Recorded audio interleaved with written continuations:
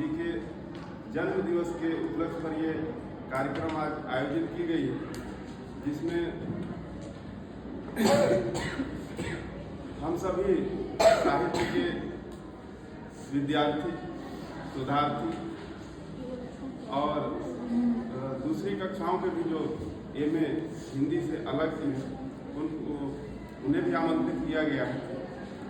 और बाहर से जो इस महाविद्यालय की नहीं है एक बच्ची, वो भी आमंत्रित है। बड़ी खुशी की बात है, इस कार्यक्रम में अच्छा लगा देख के।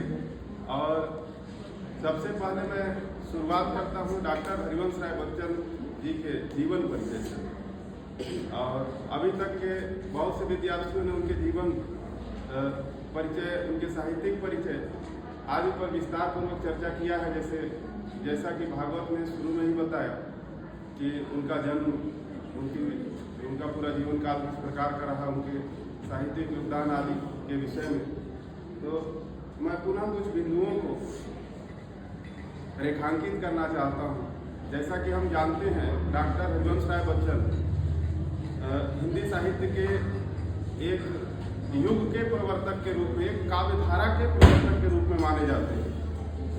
हिंदी साहित्य में इनसे पहले उस प्रकार के भावबोध को लेकर लिखने वाले रचनाकारों में किसी का नाम लिया नहीं जाता है। और खासतौर से जब 20वीं शताब्दी में बहुत कम समय के लिए कुछ ऐसी विचारधाराएं थी जो प्रबल होती थी, बहुत कम समय के लिए, अपेक्षा के लिए जो पहले जैसे लंबे समय तक एक ही प्रकार के भावबोध को लेकर लिखी जाती थी रचनाएं, आधुनिक काल में अनेक नए भावबोध जो अन्य अनेक कारणों से, जैसे कि जो पाश्चात्य साहित्य का प्रभाव रहा, पाश्चात्य से चाहे हम उस बात को देखते हैं कि वहाँ पर मनोविश्लेषणवाद, यथार्थवाद, अति यथार्थवाद, स्वच्छंदतावाद आदि कई विचारधारा से प्रभावित होकर हमारे हिंदी साहित्य में भी एक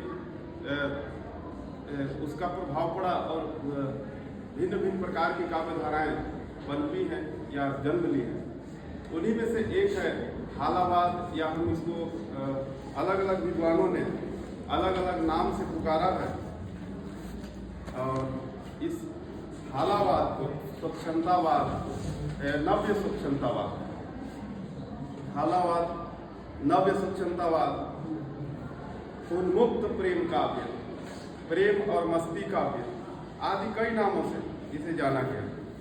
मुख्यतः जो सर्वाधिक प्रचलित नाम है उसमें हालावाद हालावाद का नाम उल्लेखनीय है, जिसे रामेश्वर शुक्लांचल जो कि इस काव्यधारा के एक प्रसिद्ध कवि के रूप में भी माने जाते हैं। तो इस काव्यधारा के जन्मदाता के रूप में हम मानते हैं डॉक्टर हरिवंश राय बच्चन जी को, जो कि अपने दूसरे काव्य संग्रह 1900